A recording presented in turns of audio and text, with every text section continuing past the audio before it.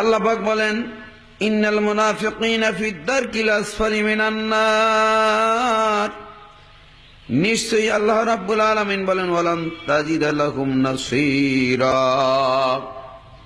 মুনাফিকি যারা করবে, মুনাফিকের ৬৪টা আলামত আছে কোরআন এবং হাদিসে, ৬৪ প্রকার আলামত আছে।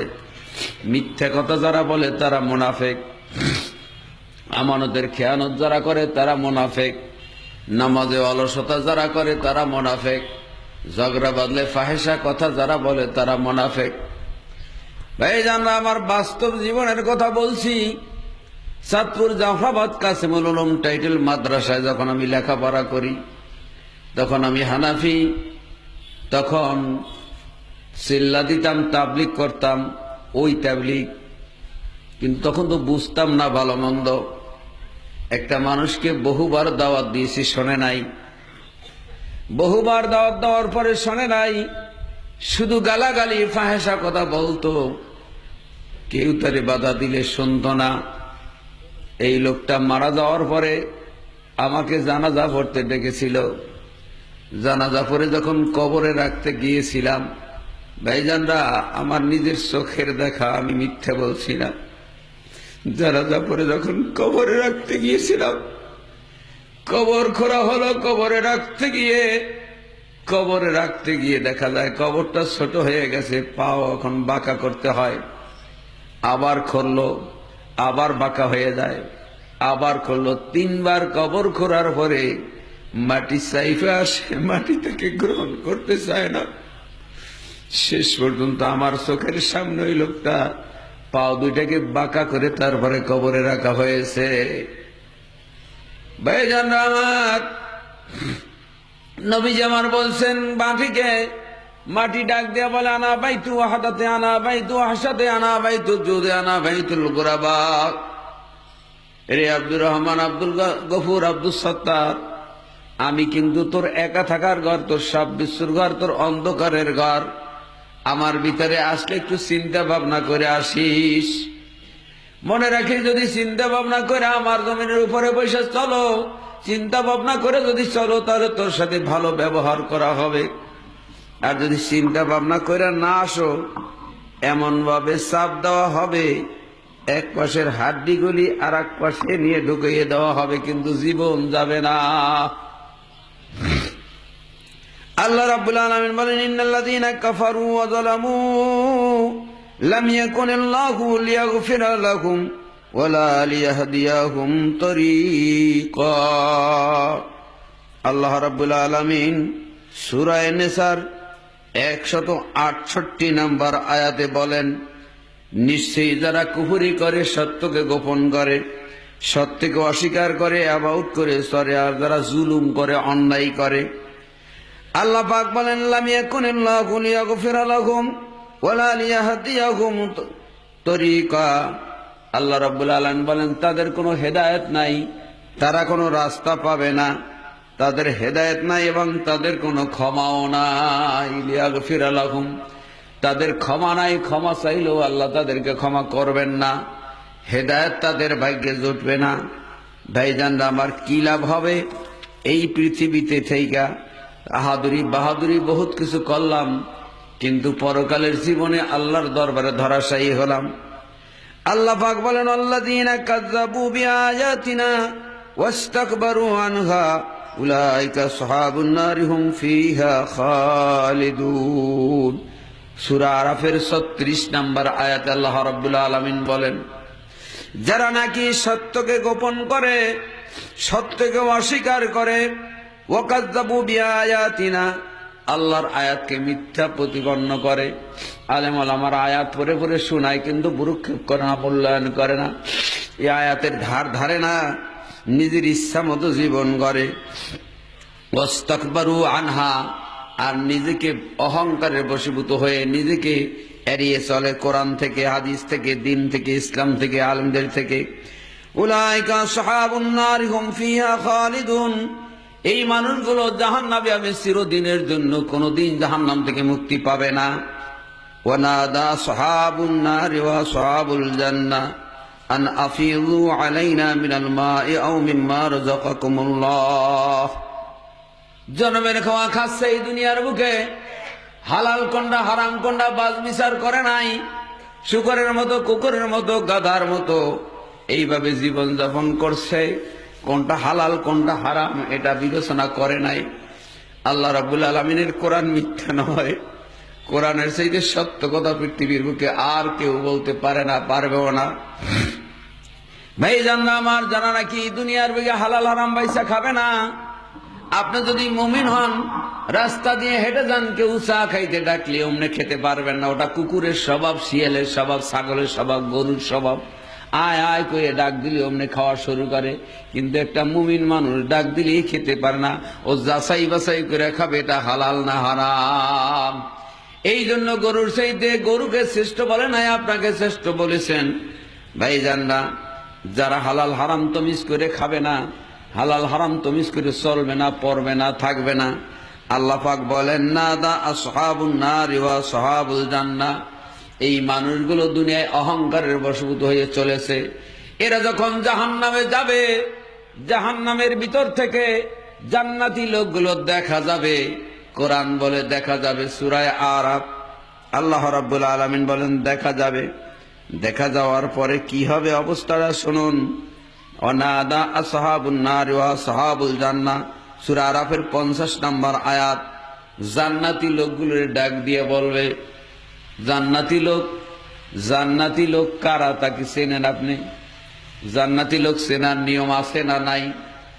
আল্লাহ রাব্বুল আলামিন সূরা ফাতার 29 নম্বর আয়াতে বলেন, মুহাম্মাদুর রাসূলুল্লাহ ওয়াল্লাযীনা আমানু মাআহু, মুহাম্মদ সাল্লাল্লাহু আলাইহি সাল্লাম এবং তার সাথী যারা ছিল, আশিদ্দাউ আলাল কুফফারি রুহামাউ বাইনাহুম, তাদের বৈশিষ্ট্য হলো তারা কাফেরদের সাথে কঠিন লোহার মতো থাকবে, আর মুমিনদের সাথে তুলার মতো নরম ব্যবহার থাকবে। কাফেরদের সাথে কোন রকমের ছাড় নাই, যেহেতু আল্লাহর দুশ্মন, নবীর দুশ্মন, কোরআনের দুশ্মন, হাদিসের দুশ্মন, ওর সাথে আমার ছাড় দেওয়ার কোনো প্রশ্নই আসে না। সীমাহুম ফি উজুহিহিম মিন আসারিস সুজুদ, কোরআন বলছে তাদের সেজদার চিহ্ন থাকবে কপালে আর হাতে, পায়ে কপালের চিহ্ন থাকবে। সূরা হাদিদ পড়ুন। সূরা হাদিদের মধ্যে আমার আল্লাহ ঘোষণা করছেন, এই নেককার মানুষগুলো যখন কিয়ামতের মাঠে উঠবে, ইয়াউমাল কিয়ামতে আমা, মানুষদেরকে কিয়ামতের মাঠে অন্ধ করে উঠানো হবে। কাদেরকে? যারা নাকি কোরআনের বাণী ভালো লাগে নাই। ওমান আরাদা আন যিকরি ফাইন্না লাহু মাঈশাতান ওয়ানকা ওয়া নাহশুরুহু ইয়াওমাল কিয়ামাতি আমা, অন্ধ করে উঠানো হবে, দুনিয়ার শান্তি উঠিয়ে নিয়ে যাওয়া হবে। বলবে লিমা হাসারতানি আমা ওয়া কাদ কুনতু বাসীরা, আল্লাহ কেন আমাকে অন্ধ করে উঠাইলা, দুনিয়ায় তো চোখ ছিল। আল্লাহ পাক বলবেন কাযালিকা আতাতকা আয়াতুনা, আল্লাহ পাক বলবেন তোমার সামনে আমার আয়াত পড়ে পড়ে শুনাইতো, আমার আয়াত পড়ে পড়ে তোমার সামনে শুনাইতো, তুমি তখন মূল্যায়ন করো নাই, গুরুত্ব দেও নাই। তুমি যখন আমার আয়াতকে ভুলে গিয়েছিলা, আজকে আমি আল্লাহ তোমার থেকে ভুলে গিয়ে তোমাকে অন্ধ করে উঠাইলাম। পক্ষান্তরে যারা নাকি কোরআনের আইনকে মানবে, কোরআনের গুরুত্ব দিবে, কোরআনের বাণীকে যারা নাকি জীবনে বাস্তবায়ন করার জন্য প্রাণ চেষ্টা করবে, সূরা হাদিদের মধ্যে বলেন তাদের কপালের ভিতরে এমন নূরের চমক দেওয়া হবে, নূরের আলো দেওয়া হবে, তাদের ডানে বামে সামনের দিকে, ও ভাইরা আমার, এক নয় দুই নয় 30,000 বছরের ফুলসুরাত ওই আলোতে পরিষ্কার হইয়া যাবে। আর ওই বেঈমান ফাসেক ফুজ্জার গুলো পিছন দিয়ে দৌড়াইবার বলবে আমাকে একটু আলো দাও, একটু আলো দাও, একটু আলো দাও। নেককার মানুষে বলবে আলো দেওয়া সম্ভব নয়, আলো পিছনে পিছনে যাও, পিছনে যাও। পিছনের অর্থ হইল দুনিয়া, দুনিয়ায় আর আসাও সম্ভব হবে না, আর এই আলো নেওয়াও তাদের পক্ষে সম্ভব হবে না। তাই আল্লাহ পাক বলছে না না আসহাবুন নার ওয়া আসহাবুল জান্নাহ, এই জাহান্নামীরা জান্নাতীদের কাছে ডাক দিয়ে বলবে আন আফিদু আলাইনা মিনাল মা'i আও মিম্মা রাযাকাকুমুল্লাহ, তোমাকে আল্লাহ যে এত বড় নেয়ামত দিয়েছে ওর থেকে একটু ঝুটা কাটা আমাদের দিকে নিক্ষেপ করো, আমরা জীবনটা বাঁচাই। কারা বলবে? কারা বলবে? এই দুনিয়ায় সুদখোর, ঘুষখোর, জুয়াচোর, বেঈমান, ফাসিক, ফুজ্জার যারা জনমের খাওয়া খায়, জনগণের অর্থ লুটে খায়, হালাল হারাম বাঁচে না, শুয়োর কুত্তে আর কি খায়, তার চাইতেও বেশি খায়। ও ভাইরা আমার, শুধু অন্য লোকের কথা বলছি না, আমার মতো মৌলবী সাহেবরা মরা মানুষের দাওয়াতের জন্য একটা কুকুরে মরা গরুর জন্য যে দৌড় দেয়, তার চাইতে এই মৌলবী সাহেব মরা খাওয়ার জন্য জোরে দৌড় দেয়। কথা ঠিক কিনা? এই হারামখোরের দলেরা সেদিন আফসোস করবে আর বলবে, ও জান্নাতি ভাইয়েরা, একটু ঝুটা কাটা আমাদের জন্য নিক্ষেপ করো, আমরা জীবনটা বাঁচাই। তখন জান্নাতি লোকেরা, আপনি যদি জান্নাতি হন তখন কি কইবেন? আল্লাহ সে ভাষাটা এখানে উল্লেখ করে দিয়েছেন।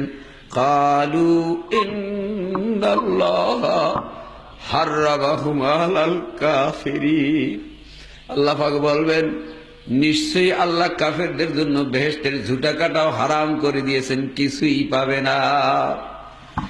ভাইজানরা আমার, আল্লাহ রাব্বুল আলামিন তাই বলছেন, আমি বেশিরভাগ মানুষ আর বেশিরভাগ জাহান্নাম নেব তিনটি কারণে। কয়টি কারণে?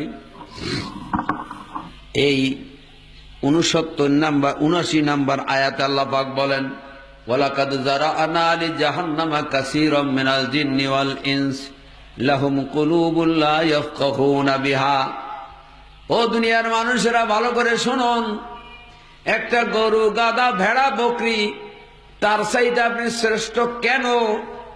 একটা গরুকে হায়াত দিয়েছেন, ওকে যা করতে বলেছেন তাই করবে, ওর বেশি কিছু করার ক্ষমতা ওর নাই। একটা আম গাছকে বলে দিয়েছে আম দিবি, ওর কাঁঠাল দেওয়ার ক্ষমতা ওর নাই, আছে নাকি?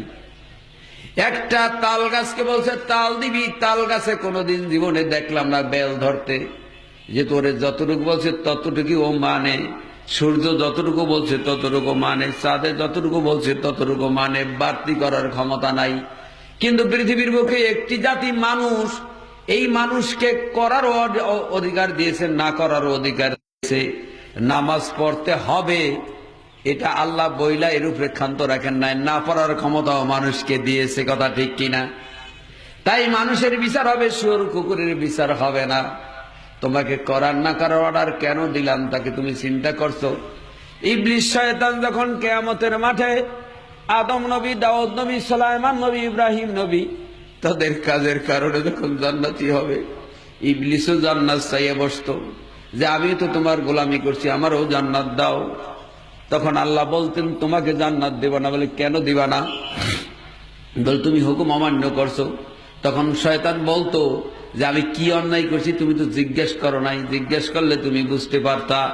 এই জন্য আল্লাহ দুনিয়ায় জিজ্ঞেস করে এনেছে, তুমি সিজদা দিলা না কেন? জানো ওই প্রশ্নটা কিয়ামতের মাঠে আমার আল্লাহর সামনে করতে না পারে।